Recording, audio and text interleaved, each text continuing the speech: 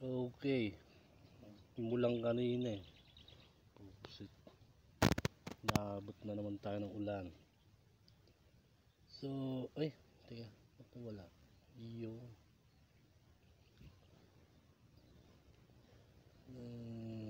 17 minutes. So, kumain muna tayo. 17 minutes, 17, 24 seconds.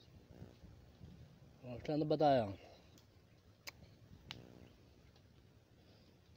So, basahin nyo yung 1 Corinto, 1, taga Corinto, 15:20 hanggang pinag-ano-ano ko doon, yung mga importante lang kasi yung kinuha ko. So, ito yung sinasabi ko na magkakasunod to kay Adan. Gayun din ang pagkabuhay ng muli ng mga patay, tinatanim mo kasiraan, binubuhay mo muli ng walang kasiraan. At ang laman sa dugo ay hindi magkakapagmana ang kaharian. Ang laman kasi, dahil nung kumain si Adan ng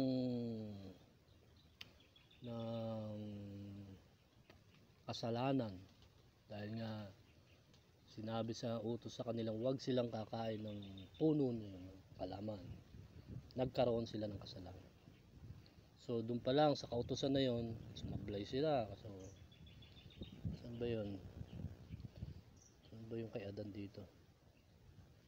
So hindi tayo lang sa isang sandali. Sa isang kisap na huling pagtunog ng pakaka, sapagkat tutunog ang pakaka, ang mga patay, mga bubuhay muli ng walang kasiraan at tayo'y babaguhin. So ito na yon. So tinanggal sa kanila ng Diyos yung buhay na walang hanggan dahil sa kasalanan na yon. Ito na yung mga kautusan dati na dahil sa kasalanan ni Adan, tapos dumagdag pa si Israel. Ayun. So dapat pagka itong mga kasiraan mabihisan ng walang kasiraan, mabihisan ng walang kamatayan, o magagayon nangyayaring wikang nasusulat, nilamon ng pagtatagumpay ang kamatayan. So muli yamang ipinanganak kayong muli. Ito na yung kaisipan doon sa mga born again. You should be born again. So religion ba yon? Isang buong tawag nito. Pinaliwanag ko na to sa mga kasama ko na born again daw ang siyang maliligtas. So tawag nito yung mga, so paano ka, yun na nga, maliligtas ka pag ikay pinanganak muli. Paano? Babautismohan ka lang, pagkatapos sige, lakad ka na, okay ka na. Ganun ba yun? May buhay ka na, lublob kita sa timba, o born again ka na, okay ka na, good ka na, doon ka na sa kabila. So ganun ba yun? Ganun ba kadali yun? Ganun ba ang pagiging born again?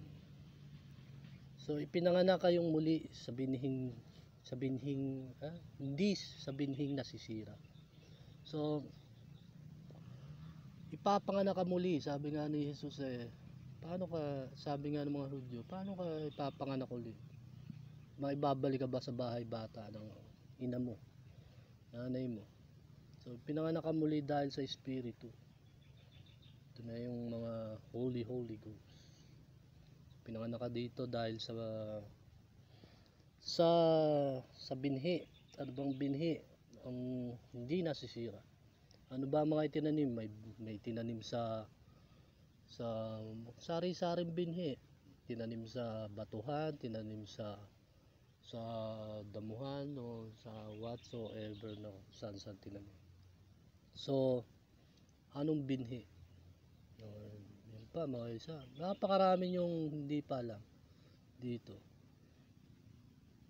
So dito lang muna tayo sa kautusan, salita ng Diyos, na sa pamamagitan ng salita ng Diyos na nabubuhay, na namamala. So yun ang magbubuhay sa iyo, yung salita, dahil ang salitaan siyang espiritu na binibigay sa iyo. So Sabi nga, darating ang araw ng paghukom at lahat ng tao ay huhukuman niya. So, hindi natin alam. Malay ko, wala akong alam doon. Hindi po natatago sa puso ng may walang kasirang ng espiritong maamo payato malaking doon. So, saan ang naroon ang kamatayan? Pagtatubong ko saan naroon ng kamatayan ay yung tibo. Ang tibo ng kamatayan ay ang kasalanan. So, bakit ka namatay? Dahil doon sa kasalanan na binigay na dahil doon sa kasalanan ng mga magulang ng mga pinagmula natin kay Adan. Dahil kay Adan, doon nagkaroon ng kasalanan ng tao. Pero pa sa Israelita, nabuso yung kautusan na nadamay na rin dito. So, ang tibo ng kamatayan ay ang kasalanan at ang kapangyarihan ng kasalanan ay kautusan. So, yung mga kautusan na yun ang kasalanan. Yun yung mga kasalanan nung unang-una pa.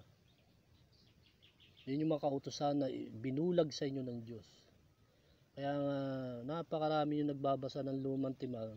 Feeling nyo, ang gagaling nyo. Kahit nga ako, hirap na hirap akong basahin ng Lumang Tipan.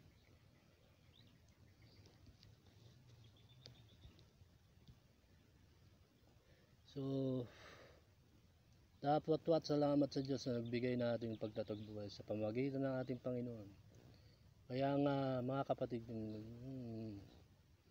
ito na, kapangyarihan ng Diyos, sinabi na. Ay, teka.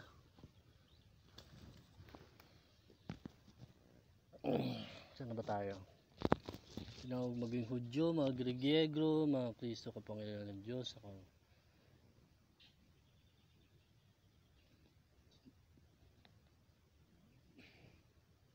Jesus, ako ang pagkabuhay na mag-uli at ang kabuhayan na sumasampalataya sa akin. Ang kabuhayan ang sumasampalataya sa akin, bagamat siya'y mamamatay, gayon may mabubuhay siya. So, paano ka mabubuhay ulit? Sumampalataya ka sa Diyos. Sumampalataya ka kay Jesus. So, anong paniniwalaan natin? So, nagpakilala sa Jesus bilang iisang Diyos natin. Pero hindi ka naniwala. Ang sabi mo, tao lang si Jesus. Ang sabi mo, ano pa ba sinabi mo? Yung Diyos namamatay. Hindi namamatay ang Diyos. So, yun yung mga sinabi mo. Ano pa ba sinabi mo? Suka lang ang katapat. Sabi ng mga Muslim, suka lang ang katapat ng Diyos niyo. So, paanong paniniwala pag sampalataya ang sinasabi para paano ka magkakabuhay dito? So, alam niyo na yun. Kayo naman mag-discover. Hindi naman tayo magpakailaman sinasampalataya mo bagay dito.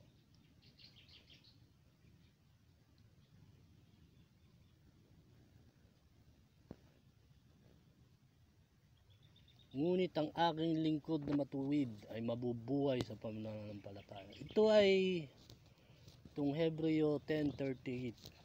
Nakasulat din to sa Lumang Tipan. Nakasulat pa to sa Lumang Tipan. Hindi ko alam kung saan banda. Nakalimutan ko na.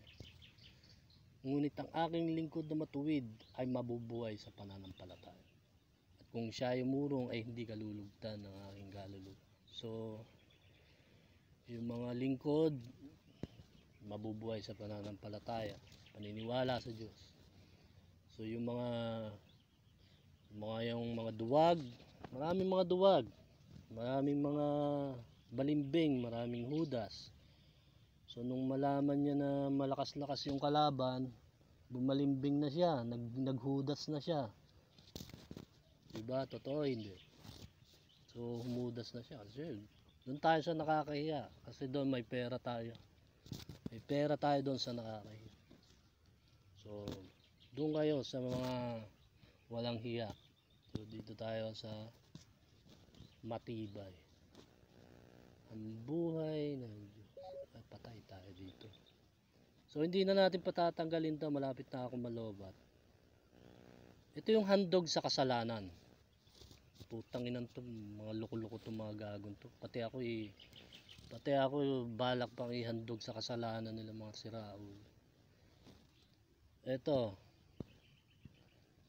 unit ang katawan sa inihanda ang mga handog na susunod sa itaas sinasabi.